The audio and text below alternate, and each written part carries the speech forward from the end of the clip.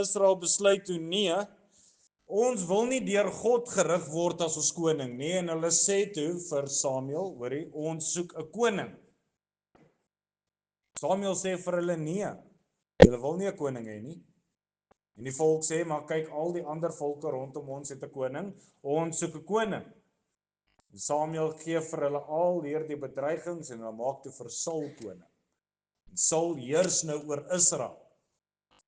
En nou in en deur dit alles het daar nou 'n hele paar dingetjies gebeur hieroor en daaroor. En ons weet ook dat Saul, die koning nou van Israel, het nie die aangesig van die Here gesoek nie. Hy het nie die leiding gesoek om God se volk in God se waarheid te lei nie. En nou staan hulle voor die Filistyne. Die Filistyne wil nou vir Israel aanvat. Die Filistyne wil vir Israel, soos talle kere in die verlede, wil hulle nou vir Israel van die map af hê. En nou staan vir die Filistyne, hulle het nou laar opgeslaan teenoor Israel, en die manskappe van Israel is daar voor, en die Filistyne, hulle stuur net een ou uit. Een ou om die hele Israel te gaan vernietig, en sy naam is Goliat. En die manskappe daar staan en bewe. Maar daar in die verte is daar 'n klein rooiharige seun, besig om sy pa se skape op te pas. En hierdie pa stuur toe vir daai seun, en hy sê vir hom, gaan kyk gou wat gaan aan daar by jou broers. En hierdie klein ou seentjie gaan. En hy kom daar by sy broers, en hy aanskou alles wat gebeur. Hy sien die slagordes van Israel wat opgestaan is, en die Filistyne wat hieroor is. Hy sien hoe dat hierdie baasvegter Goliat uitroep, stuur vir my 'n man dat ons kan beklei. En nou lees ons van vers 37 hoe dat Dawid nou geantwoord het. En hy het nou homself tot die beskikking gestel vir hieroor en daaroor, en sy broer sê toe vir hom, Dawid, bly asseblief stil, jy gaan jouself laat doodmaak, die koning dink hy is nie waardig nie, en al die klas van goed. En Dawid sê toe, vanaf vers 37 verder sê Dawid, die Here wat my gered het uit die klou van die leeu en uit die klou van die beer, hy sal my red uit die hand van hierdie Filistyn. Toe sê Saul vir Dawid, gaan en mag die Here met jou wees. En Saul het Dawid sy klere laat aantrek en 'n koperhelm op sy hoof gesit en hom 'n pantser laat aantrek. En Dawid het sy swaard bo oor sy klere vasgegord, en toe hy moeite doen om te loop omdat hy dit nooit probeer het nie, sê Dawid vir Saul, ek kan hierin nie loop nie, want ek het dit nooit probeer nie. En Dawid het dit uitgetrek. Daarop neem hy sy staf in sy hand en soek vir hom uit die spruit 5 gladde klippe uit en steek dit in sy herdestas wat hy gehad het, naamlik in die slingersak, en hy het met sy slingersak in sy hand, het hy nader gekom na die Filistyn. Ook die Filistyn het nader gekom na Dawid, en die skilddraer voor hom uit. Toe die Filistyn opkyk en Dawid sien, het hy hom verag, omdat hy 'n seun was, rooierig met 'n mooi voorkoms. En die Filistyn vra vir Dawid, is ek 'n hond, dat jy met stokke na my toe kom? En die Filistyn het Dawid vervloek by sy gode. Verder sê die Filistyn vir Dawid, kom na my toe, dat ek jou vlees aan die voëls van die hemel en die diere van die veld kan gee. Maar Dawid sê vir die Filistyn, jy kom na my met swaard en met spies en met 'n lans, maar ek kom na jou in die naam van die Here van die leerskare, die God van die slagorders van Israel wat jy uitgedaag het. Vandag sal die Here jou in my hand oorlewer, dat ek jou kan verslaan en jou hoof van jou wegneem, en die lyke van die leer van die Filistyne vandag aan die voëls van die hemel en die wilde diere van die aarde kan gee, sodat die hele aarde kan weet dat Israel 'n God het. Dan sal hierdie hele menigte moet erken dat die Here nie deur swaard of deur spies verlos nie, want die stryd behoort aan die Here en hy sal julle in ons hand gee. Toe die Filistyn hom dan klaar maak en aldeur nader kom om Dawid te ontmoet, loop Dawid gou na die Filistyn om die Filistyn te ontmoet, en Dawid steek sy hand in sy tas en neem 'n klip daaruit en slinger, en hy tref die Filistyn in sy voorhof, sodat die klip in sy voorhof indring, en hy op sy aangesig teen die grond val. So het Dawid dan die Filistyn oorweldig met 'n slinger en 'n klip, en hy het die Filistyn verslaan en hom gedood, alhoewel daar geen swaard in Dawid se hand was. Net tot sover hierdie kosbare woord van die Here vir die manne vir wie dit moontlik is. Ek nooi julle staan saam met my en dan soek ons die Here in gebed.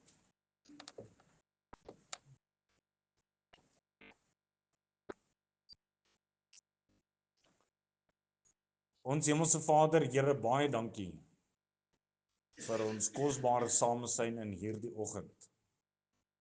Dankie Here vir die geleentheid wat ons het as kinders van die Here om saam te kan kom. Here, U naam groot te kan maak. U te eer.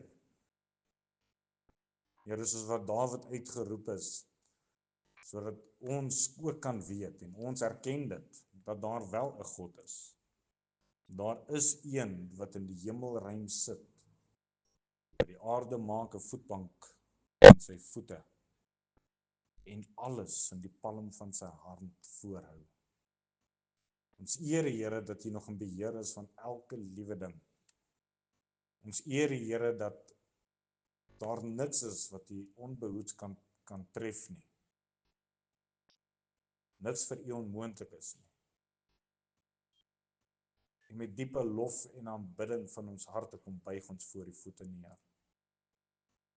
As gemeente kom buig ons voor U voete neer, Here, vir ons gebedsles.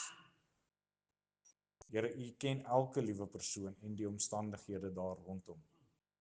Ons is dankbaar, Here, om gesigte vir wie ons gebid het weer vanmôre in die gemeente te kan sien. Ons loof U daarvoor. Maar Here, daar is nog wat sukkel met kwale. En as ons soos daardie man net kan sê, as U wil, Here, genees hulle ook asseblief. Kom raak hulle aan. Here, dat ons U naam ook daardeur kan groot maak. Dankie Here vir U goedheid. En Here, soos wat U die aarde gisterand gevoed het, is dit ons begeerte ook in hierdie dag, dat U ons harte sal kom voed. Dat vanuit U woord, Here, ons U stem sal hoor.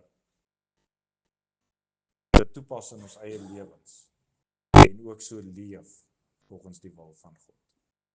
Dankie Here dat ons U kan vertrou daarvoor. En dat ons in en deur dit alles weet, Here, U alleen is die volëinder van elke goeie werk. Amen.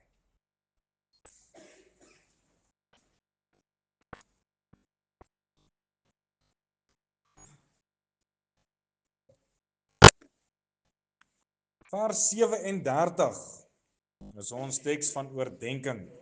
Daardie kosbare woorde van Dawid: die Here wat my gered het uit die klou van die leeu en uit die klou van die beer. Hy sal my red uit die hand van hierdie Filistyn. Toe sê Saul vir Dawid: gaan en mag die Here met jou wees. Geliefdes, na aanleiding van dit, na aanleiding van daai gedeelte wil ons graag met u praat onder die tema: sonder God is ons niks. Sonder God is ons niks. Een van die bekendste verhale word vir ons afgespeel. Een wat oor eeue heen vertel is. Ons leer dit in die Sondagskool. Ons verwys daarna wanneer ons deur moeilike omstandighede gaan. Hoeveel keer het u nie verwys na 'n reuse probleem wat soos 'n Goliat voor jou staan en jy weet net nie hoe jy daaroor gaan kom nie?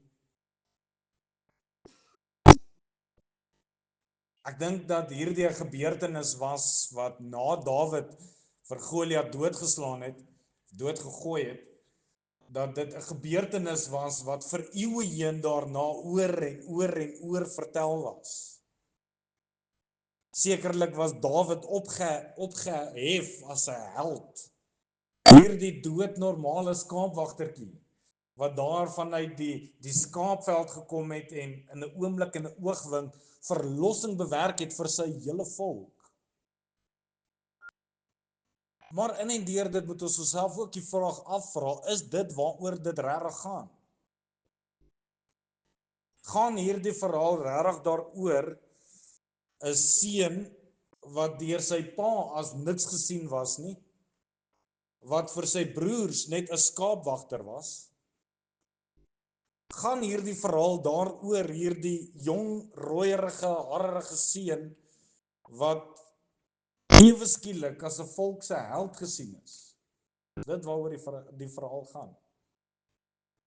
Jy sien, baie keer maak ons die fout dat in hierdie verhaal gaan plaas ons al die klem op Dawid. En ons aanskou dit wat Dawid gedoen het. Dit wat Dawid bereik het. En ek sê glad nie dat ons nie moet ag gee op Dawid nie. Ja, hy was net 'n normale skaapwagtertjie, hy was net 'n normale seun.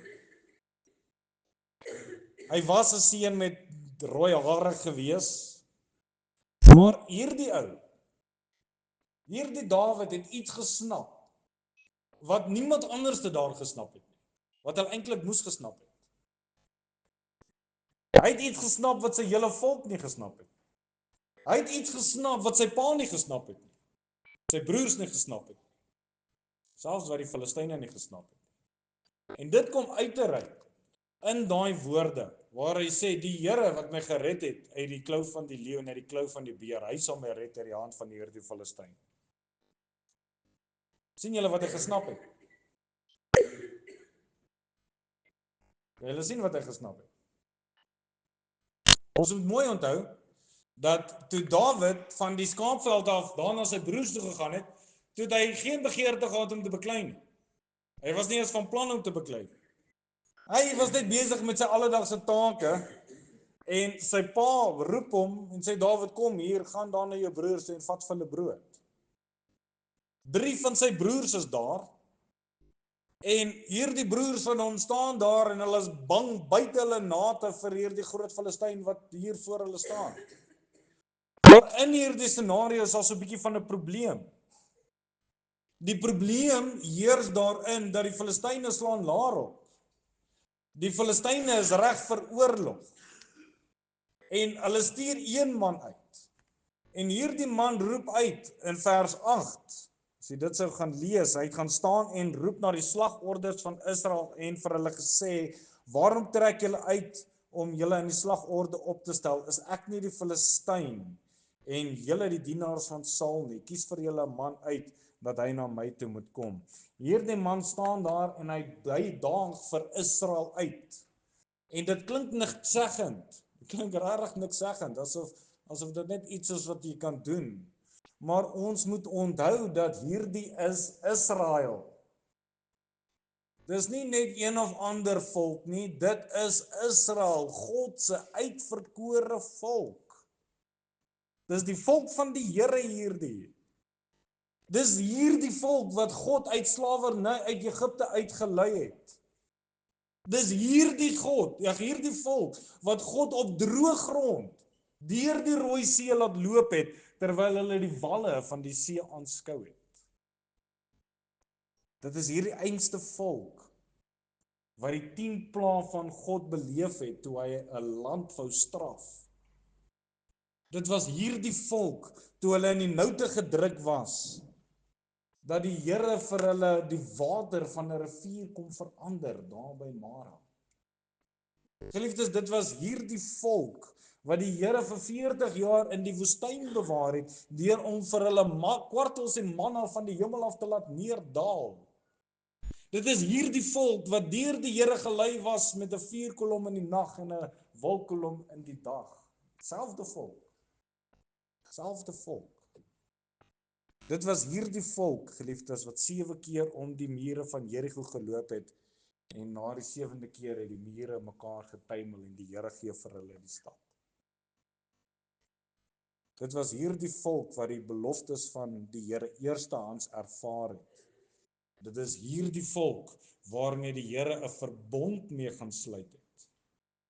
Maar nou net so tragies om te sien hoe dat hierdie einste volk op hulle knieë gedwing word weens die uitsprake van 'n Filistyn wat hulle bang maak.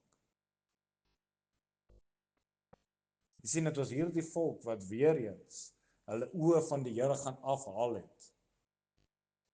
Nêrens sien ons hoe dat Saul opstaan soos wat hy moet. Nêrens sien ons hoe dat koning Saul opstaan en die volk van die Here lei in gebed nie. Nêrens sê hierdie koning vir die volk van God, kom ons gaan vir 'n wyle en ons gaan soek die aangesig van God, want hy kan ons dalk uitred vanuit hierdie Filistyn. Ons lees dit nêrens raak. Nêrens. Nêrens sien ons hoe hierdie volk die bewaring van die Here vra nie. En geliefdes, as jy nie die Here gaan vra nie, as jy die Here nie gaan vertrou nie, dan kan jy niks anders as om skaam en bang te voel elke keer as 'n Goliat oor jou pad kom. Want die hartseer is dat die mens is vandag nog presies dieselfde. Die mensdom vandag staan op presies dieselfde vlak as wat Israel in daardie tyd gestaan het. Bang, verward, onseker oor dit wat moontlik kan gebeur en om nie die Here te ken in sake nie. En een ding wat ons in hierdie môre moet besef is, sonder God is ons niks. Ons is niks. Sonder die Here het Israel vir hulle self nie 'n uitkoms gesien nie. Sonder die Here het hierdie groot Filistyn gelyk asof hy hulle in 'n oomblik in 'n oogwink nou gaan uitwis en hy sou. Maar kyk net vir Dawid. Hierdie kosbare man. Hy het die Here geken. Hy het die Here erken. Hy het die Here gesoek. Hy het die Here vertrou. En hy, geliefdes, het geweet waartoe sy God in staat was. En dit is die doel van hierdie boodskap vanmôre. Baie van die waarhede wat ons vanmôre gaan deel, gaan dalk seermaak. Maar dis waarhede wat ons moet snap. Geliefdes, ons staan gereeld met omstandighede wat ons hier net so om die draai, vang hulle ons onbehoeds. En dan staan hier die Goliat voor ons. En dit lyk vir ons asof ons net nie 'n uitweg het nie. Dit lyk nie vir ons het 'n uitweg wanneer die rentekoers die dak inskiet.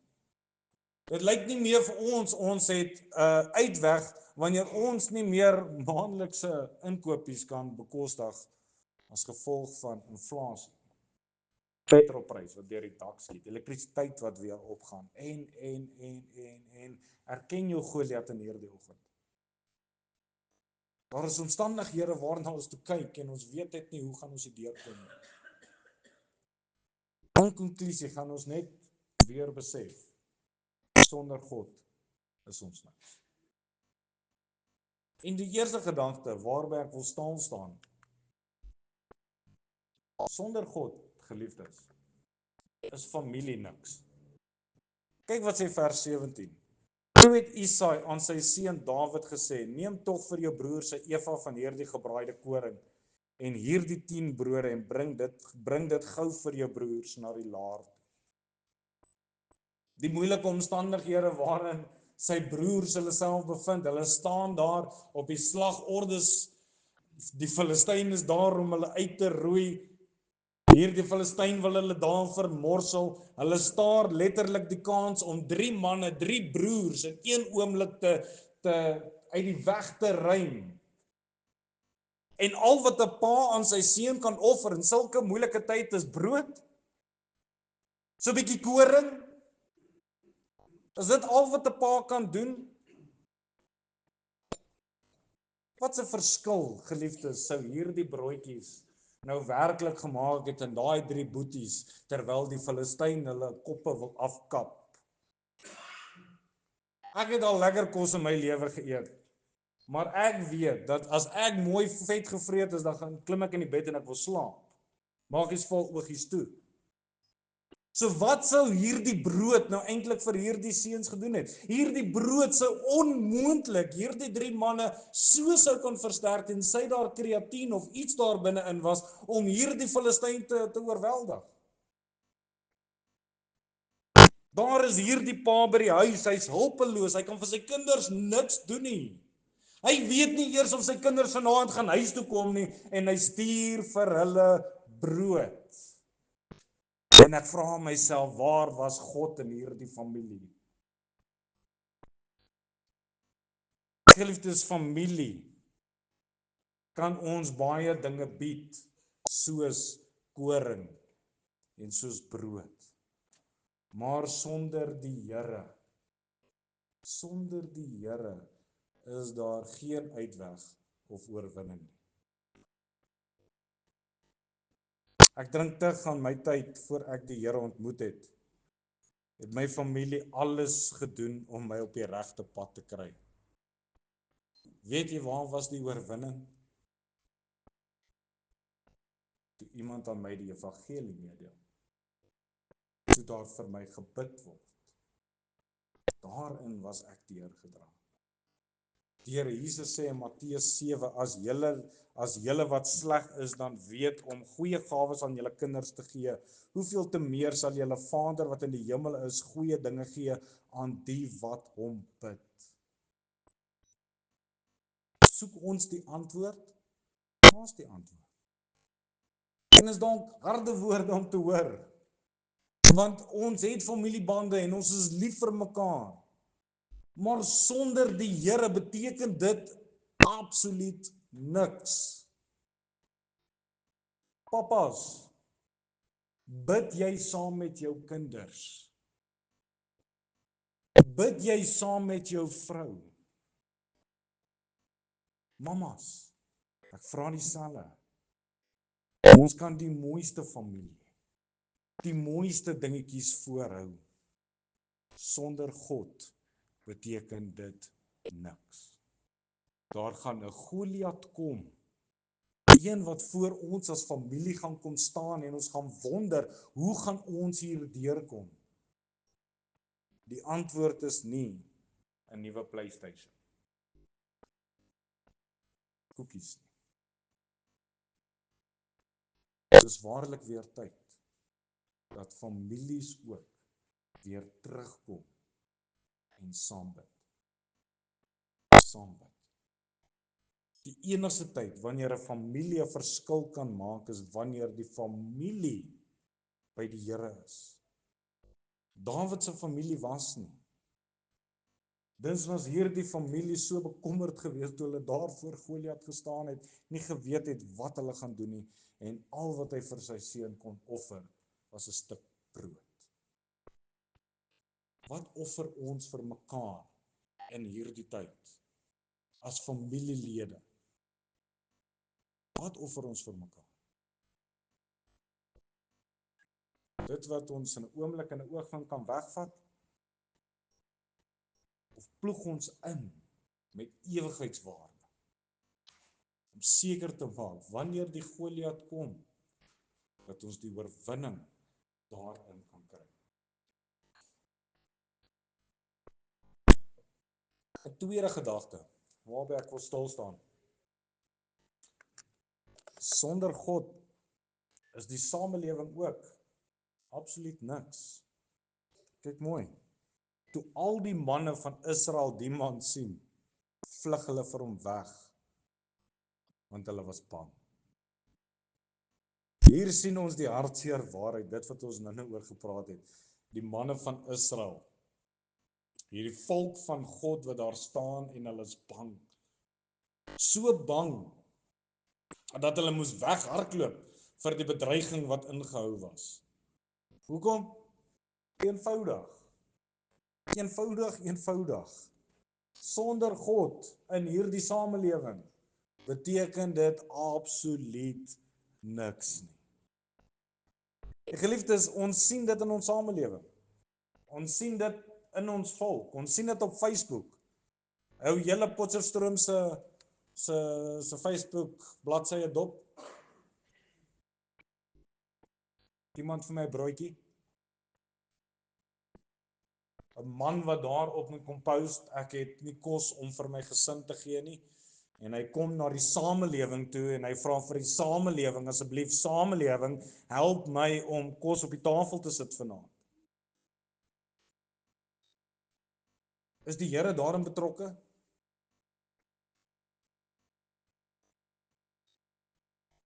Geliefdes, daar waar die Here nie teenwoordig is nie, kan daar nie 'n uitkoms wees nie. Die enigste uitkoms is waar ons vinger alleen die uitdagings moet veg en nie net kyk na wie rondom my is nie. Vir hulp hier rondom my kom soek. Plaas kom ons wat die nood het by mekaar en ons soek hom. Want soos wat Paulus sê, moet ons die vraag vra, soek ek dan nou die gunste van mense of van God? Probeer ek om mense te behaag? Want as ek nog mense behaag, dan sou ek nie 'n dienskneg van Christus wees nie. Geliefdes, waar soek ons hulp in hierdie dag? Waar wil ons hê ons uitkomste vandaan moet kom? Soek ons dit by die mense daar buite? Of vertrou ons die Here in swaar omstandighede? En kyk, ek is glad nie 'n politiese ou nie. Ek wil nie polities raak nie. Maar ons moet ook erken, geliefdes, dat ons volk sit in 'n baie moeilike plek.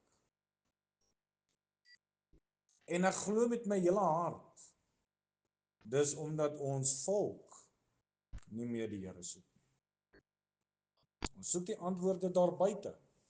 Ons soek uitkomste daar buite. Wie kan ons daar buite help? Dis nie wat die Here van ons verwag nie. Glad en al. Laastens, vanmôre sien ons dat sonder God is die materiële absoluut niks.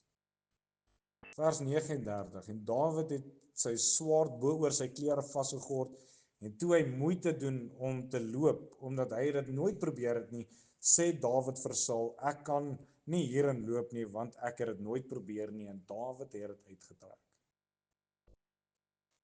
Sien, Dawid het kom toon dat hy is reg om hierdie Filistyn aan te vat. Hy het kom toon, nou met tyd. En almal was huiwerig oor hierdie scenario gewees. Almal was huiwerig oor hierdie klein seun wat nou hierdie boebaasvegter gaan aanvat. Maar hierdie jong man, hy wil daar ingaan. Hy's reg. En dadelik kom die manskappe van buite en hulle trek toe vir hom koper, borskas en al die klas van goed, dat hy nou reg kan wees vir dit wat hulle dink in 'n oorlog moet gebeur. Hulle dink dat hy hierdie dinge nodig het. Dis wat die samelewing sê. Hy kan nie gaan veg sonder 'n swaard nie, dit het nog nooit so gebeur nie, so Dawid moet 'n swaard kry. Dieselfde met die koperhelm, dieselfde met die borskas. Dawid sukkel dan. Hoekom? Want dit het nie van die Here gekom nie. Hy het dit nog nooit probeer nie. Hy het 'n beer aangevat sonder dit en oorwin. Hy het 'n leeu aangevat sonder dit en oorwin. En hy het erken, ek het dit gedoen in die krag van die Here. En weer eens, nêrens in daai dinge is die Here betrokke nie.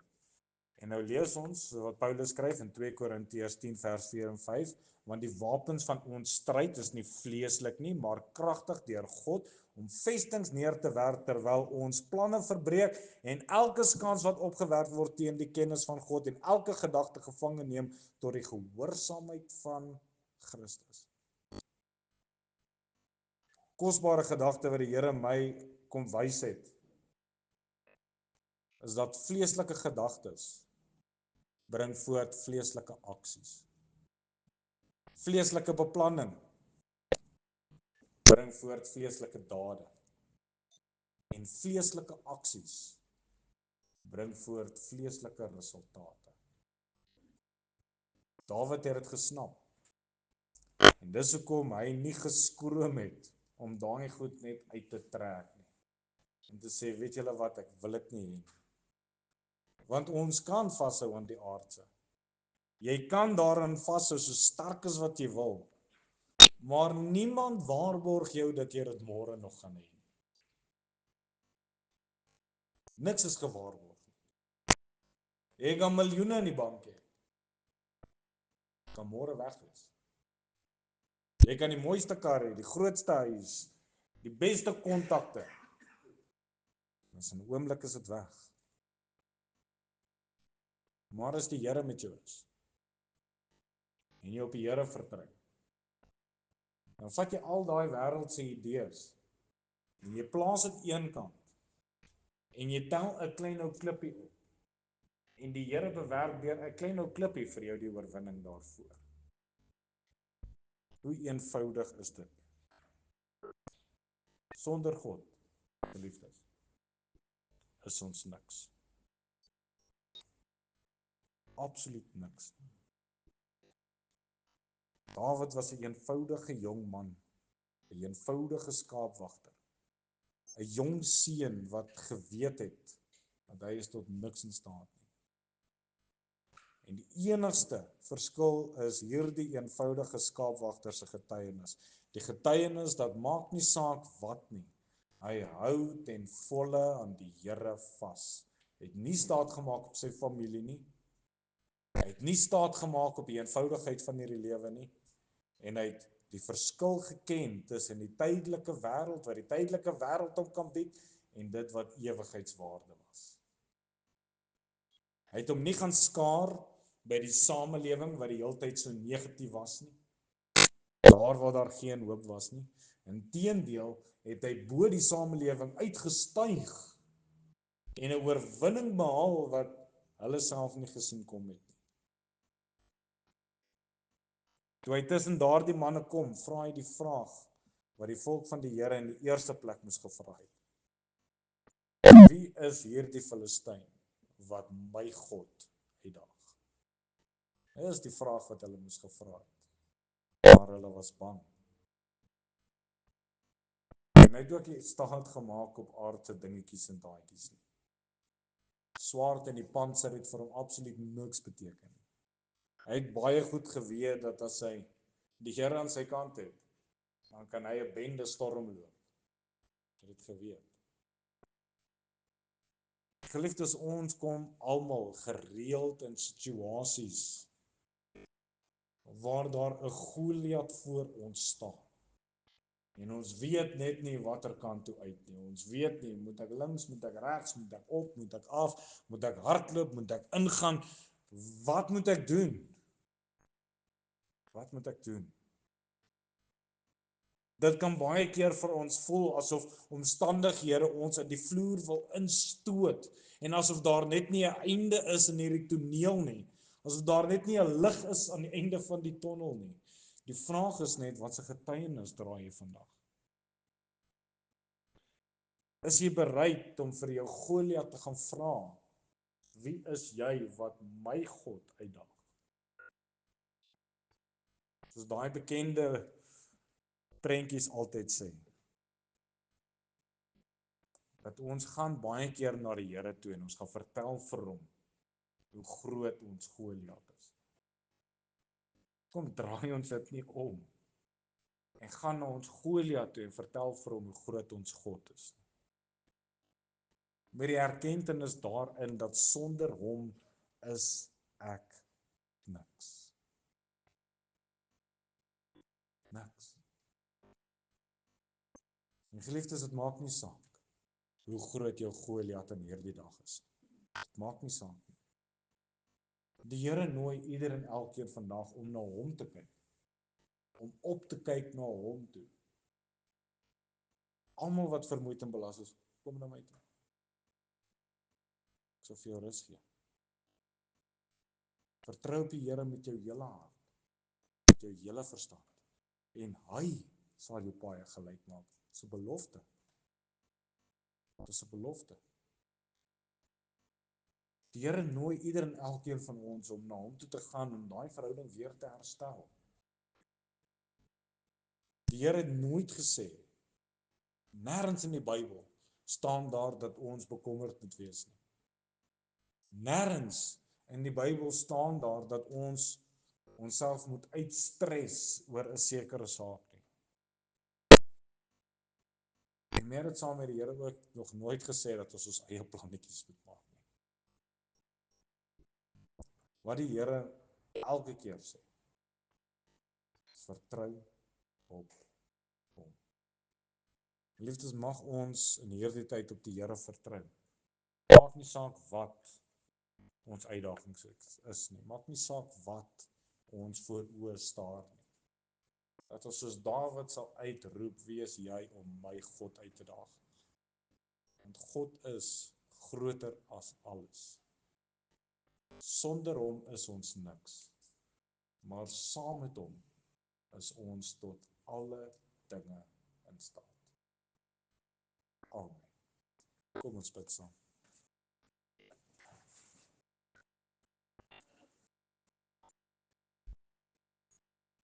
Dierbare Here, baie dankie vir 'n getuienis soos Dawid.